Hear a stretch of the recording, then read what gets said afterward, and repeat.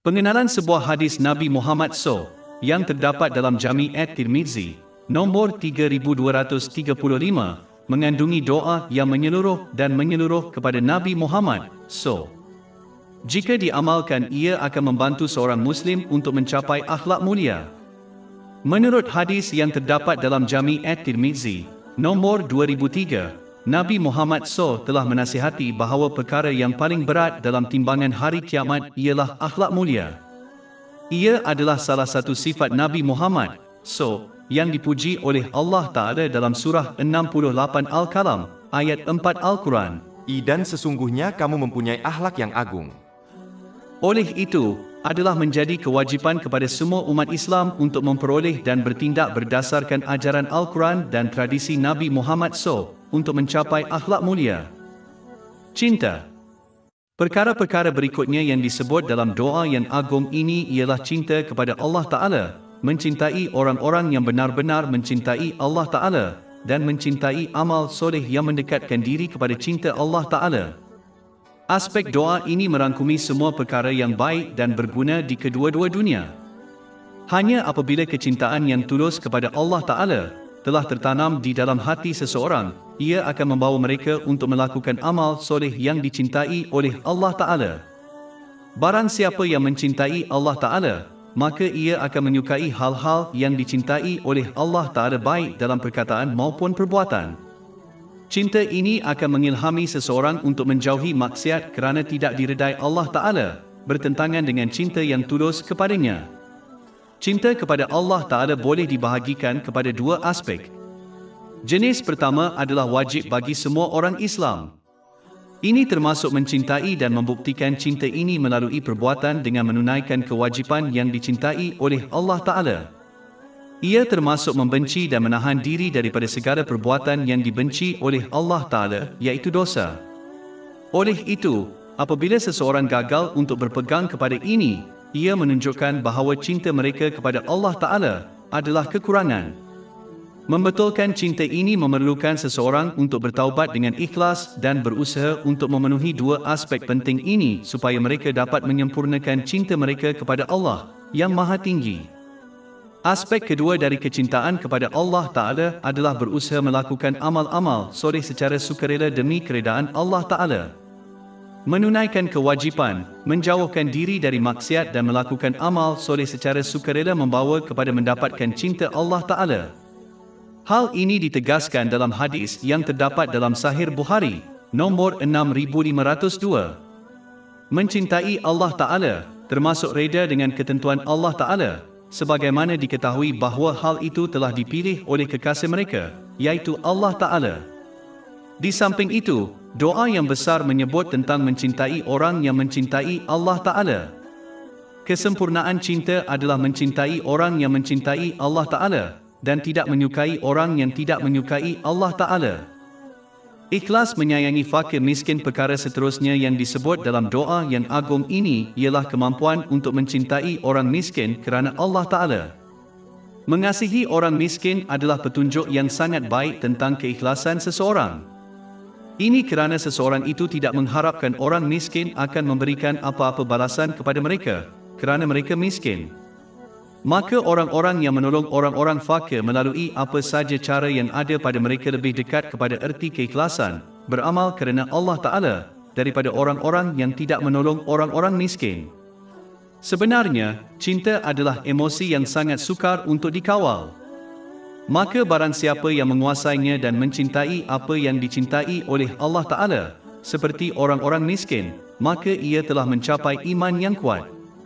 Sebenarnya cinta kerana Allah Ta'ala merupakan aspek penyempurnaan iman menurut hadis yang terdapat dalam Sunan Abu Dawud, nombor 4681.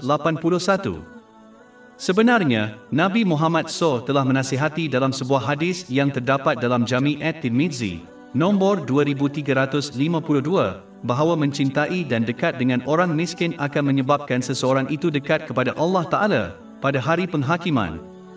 Kedudukan mereka yang tinggi di sisi Allah, yang Maha Tinggi, ditunjukkan dalam hadis lain yang terdapat dalam Sahih Bukhari, nombor 5196. Ia menasihatkan bahawa majoriti penghuni syurga adalah orang-orang miskin. Dan mereka akan masuk syurga 500 tahun sebelum orang kaya menurut hadis yang terdapat dalam Sunan Ibn Majah, nombor 4122. Hadis yang dipetik sebelum ini juga menyebut permintaan Nabi Muhammad, selawat dan salam ke atas baginda, untuk hidup, wafat dan dibangkitkan di kalangan orang-orang miskin. Maka barang siapa yang benar-benar mengasihi orang-orang miskin maka ia mengikuti jejak Nabi Muhammad SAW. Surah 76 Al-Insan, ayat 8-9. Dan mereka memberikan makanan yang dicintainya satu kepada orang miskin, anak yatim dan orang tawanan. Sambil berkata, kami memberi makan kepada kamu heni ala kerana kiritan Allah, kami tidak mengendaki pahala dan ucapan terima kasih daripada kamu. Malah, Nabi Muhammad SAW sentiasa mendampingi orang miskin dan berusaha untuk memenuhi keperluan mereka. Hal ini ditegaskan dalam hadis yang terdapat dalam Sunan An-Nasai, nombor 1415. Perlu diingatkan bahawa cinta ini mesti ditunjukkan melalui tindakan bukan sekadar kata-kata. Seorang Muslim harus membantu mereka dalam apa jua cara yang mereka mampu, seperti sokongan keuangan dan emosi. Mengasihi orang miskin juga boleh menghilangkan sifat sombong kerana orang yang sombong tidak suka bergaul dengan orang miskin. Ini adalah sikap sebilangan orang bukan Islam Mekah yang tidak menyukai orang miskin. Bab 43 Az-Zukhruf, ayat 31. Dan mereka berkata, mengapa Al-Quran ini tidak diturunkan kepada seorang besar dari salah satu, dua negeri itu? Bergaul dengan orang miskin dan memerlukan memberi inspirasi kepada orang ramai untuk menghargai apa yang mereka miliki. Malah, Nabi Muhammad SAW berpesan dalam sebuah hadis yang terdapat dalam Jami' At-Tirmizi, nombor 2513, bahawa seseorang hendaklah memerhatikan orang yang memiliki harta dunia yang lebih sedikit daripada mereka. Memerhati mereka yang memiliki lebih banyak boleh mendorong seseorang untuk menjadi tidak bersyukur atas apa yang mereka miliki. Ini boleh membawa kepada sifat-sifat jahat yang lain seperti hasad, dengki dan kecintaan yang berlebihan kepada dunia material yang menyebabkan seseorang lalai untuk mempersiapkan diri untuk akhirat. Bab 20 Taha, ayat 131. Dan janganlah kamu teralihkan pandanganmu kepada apa yang telah kami berikan kenikmatan kepada beberapa golongan di antaranya, yaitu keindahan kehidupan dunia yang kami uji mereka dengannya. Dan karunia Tuhanmu lebih baik dan lebih kekal. Skim sebabnya Nabi Muhammad SAW menasihati isterinya, ibu orang-orang mukmin, Aisyah radhiyallahu anhu, dalam sebuah hadis yang terdapat dalam Jami' At-Tirmizi, nomor 1780, agar hanya mengambil peruntukan yang minimum dari dunia ini untuk memenuhi keperluan dan tanggungjawabnya dan untuk mengelakkan perhimpunan orang kaya. Adalah penting untuk diperhatikan bahawa orang miskin yang sebenar adalah orang yang berada dalam keadaan fakir dan memerlukan kepada Allah Ta'ala akibat dari merendahkan diri dengan cinta dan takut kepada Allah Ta'ala. Mereka hanya memerlukan Allah yang Maha Tinggi yang menjadikan mereka memerlukan. Dan riang ketika datang ke dunia jadi dalam hal ini, mereka kaya walaupun mereka mungkin miskin dari segi keuangan. Pengampunan dan rahmat Allah yang Maha Tinggi. Aspek seterusnya dari doa besar ini adalah untuk pengampunan dan rahmat Allah Ta'ala.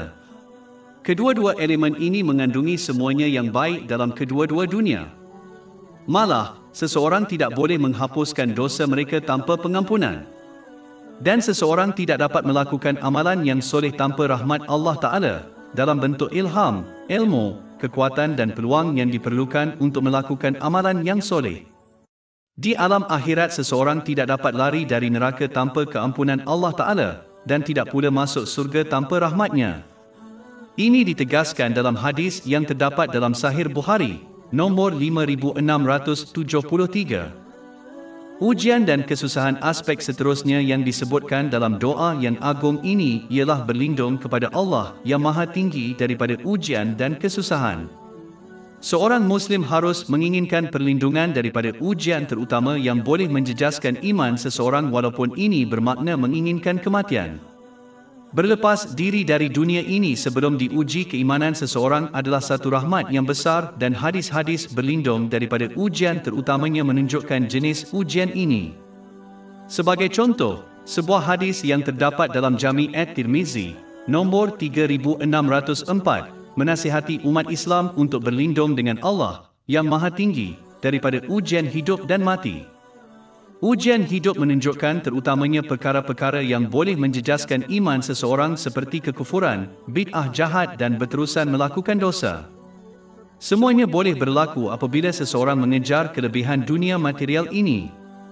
Malah, sebuah hadis yang terdapat dalam Jami' at-Tirmizi, nombor 2376, memberi amaran bahawa cinta kepada kemasyhuran dan kekayaan lebih merosakkan iman seseorang daripada kemusnahan yang disebabkan oleh 2 ekor serigala yang kelaparan yang dibebaskan di antara sekumpulan kambing biri-biri. Ujian kematian termasuk kehilangan iman pada saat kematian dan ujian kubur. Malah, perbicaraan kubur akan sama sukarnya dengan perbicaraan Dajjal menurut sebuah hadis yang terdapat dalam Sunan An-Nasai, nombor 2064. Perlu diingat bahawa menurut hadis yang terdapat dalam Sunan Ibn Majah, nombor 4077, tidak ada ujian yang akan dihadapi seseorang di dunia ini lebih hebat daripada ujian Dajjal. Al-Quran dan hadis Nabi Muhammad, selawat dan salam ke atas baginda, telah menjelaskan bahawa ujian besar yang boleh menghancurkan iman seseorang ialah mengejar kemewahan dunia material. Sebagai contoh, dalam hadis yang terdapat dalam Sahih Bukhari, nombor 3158, Nabi Muhammad SAW memberi amaran bahawa baginda khuatib umat Islam akan bersaing untuk kemewahan dunia sehingga ia akan membinasakan mereka. Beliau menambah bahawa ini adalah punca utama kemusnahan negara-negara lampau. Malah, Nabi Muhammad SAW dengan jelas memberi amaran dalam sebuah hadis yang terdapat dalam Jami' at-Tirmizi, nombor 2336, bahawa setiap umat menghadapi ujian utama dan ujian utama umat ini adalah harta. Pada hakikatnya, Al-Quran menunjukkan bahawa setiap orang adalah ujian untuk orang lain. Surah 25 Al-Furqan, ayat 20. Iyo, dan kami jadikan sebahagian kamu umat sebagai cubaan bagi sebahagian yang lain. Adakah kamu akan bersabar? Sebagai contoh, orang kaya adalah ujian bagi orang miskin dan orang bukan Islam adalah ujian bagi orang Islam. Ayat lain menunjukkan bagaimana semua perkara yang orang anggap baik atau buruk adalah ujian dan ujian bagi mereka. Surah 21 Al-Anbiya, ayat 35. Dan kami menguji kamu dengan keburukan dan kebaikan sebagai cubaan, dan kepada kamilah kamu dikembalikan. Ini bermakna menghadapi masa senang dan kesukaran adalah ujian bagi seorang Muslim. Masa yang baik adalah ujian yang memerlukan kesyukuran dan kesukaran adalah ujian yang memerlukan kesabaran. Menurut hadis yang terdapat dalam Jami' at-Tirmizi, nombor 2464, bersabar dalam kesulitan adalah lebih mudah daripada bersyukur dalam kemudahan. Perlu diingat, ini tidak bermakna seorang Muslim harus meninggalkan sepenuhnya perkara-perkara yang boleh menjadi ujian bagi mereka, seperti harta. Maksudnya, seorang Muslim sebaliknya harus mengambil apa yang mereka perlukan dari dunia ini untuk memenuhi keperluan dan tanggungjawab mereka mengikut ajaran Islam. Berkenaan dengan manusia, hendaklah menunaikan kewajipan terhadap mereka mengikut ajaran Islam dan mengutamakan keredaan Allah SWT daripada keredaan manusia. Orang-orang tidak akan melindungi seorang Muslim jika orang Islam itu bertindak untuk menyenangkan manusia sambil menderhaka kepada Allah Ta'ala. Tetapi Allah Ta'ala akan melindungi seorang Muslim dari kesan negatif manusia selagi Muslim itu taat kepada Allah SWT, walaupun perlindungan ini tidak jelas bagi mereka. Dua bahagian Islam. Bahagian pertama dari doa adalah permohonan kepada Allah Ta'ala agar diberikan kemampuan untuk melakukan semua amalan baik dan meninggalkan segala dosa. Ini adalah kenyataan yang menyeluruh kerana kedua-dua ini boleh dianggap sebagai dua bahagian Islam. Sesiapa yang dianugerahkan ini akan berjaya di dunia dan akhirat dengan rahmat Allah Ta'ala. Perkara pertama yang perlu diperhatikan ialah bahawa Nabi Muhammad SAW mengajar umat Islam tentang kepentingan memahami bahawa ilham, ilmu, kekuatan dan peluang untuk melakukan amal soleh dan menjauhkan diri daripada maksiat semuanya datang daripada Allah, dimuliakan. Memahami ini akan menjauhkan seorang Muslim dari kesombongan sebagai nilai atom yang cukup untuk membawanya ke neraka. Ini ditegaskan dalam hadis yang terdapat dalam Sahih Muslim, nombor 266. Amalan kebaikan yang disebutkan dalam doa ini termasuk semua perbuatan yang diredai Allah Ta'ala dan yang mendekatkan diri kepada rahmat Allah Ta'ala. Ia termasuk amalan-amalan yang wajib, seperti solat fardu, hadis Nabi Muhammad SAW, dan amalan-amalan lain yang dianjurkan. Menahan diri dari maksiat termasuk semua perbuatan yang dibenci oleh Allah Ta'ala dan menjauhkan diri dari rahmatnya. Ini termasuk kedua-dua dosa besar, yang diampuni melalui taubat yang ikhlas, dan dosa-dosa kecil, yang boleh dihapuskan dengan melakukan amal soleh. Bab 4 An-Nisa, ayat 31. Jika kamu menjauhi dosa-dosa besar yang dilarang kamu, niscaya kami hapuskan dari kamu dosa-dosamu yang kecil dan kami masukkan kamu ke tempat yang mulia, ke dalam syurga. Dapat difahami bahawa doa ini termasuk niat yang ikhlas untuk mendapatkan keredaan Allah SWT melalui amalan seseorang sama ada melakukan amal soleh atau menahan diri daripada maksiat kerana amalan hanya bernilai apabila dilakukan dengan niat yang baik. Ini ditegaskan dalam hadis yang terdapat dalam Sahih Bukhari, nombor 1.